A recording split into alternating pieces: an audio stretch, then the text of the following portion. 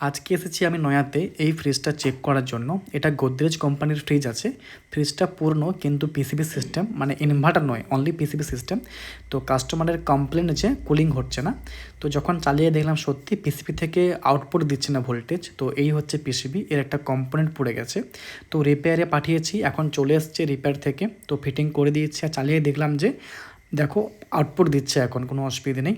এখন সব কিছু কম্পোনেন্ট আমি লাগিয়ে দিয়েছি, প্লাস পুরো ফিটিং করে দিয়েছি। তো দেখতে পাচ্ছ এখন ডিসপ্লেতে কিন্তু লাইট জ্বলছে আর সুন্দর করে ফ্রিজটা কিন্তু কুলিং করছে। আমি চেক করলাম হাত দিয়ে। তো ব্যাস এটাই ছিল এর ফল্ট। তো এখন তো ফ্রিজ আমাদের হয়ে গেছে রেডি। দেখা হচ্ছে অন্য ভিডিওতে।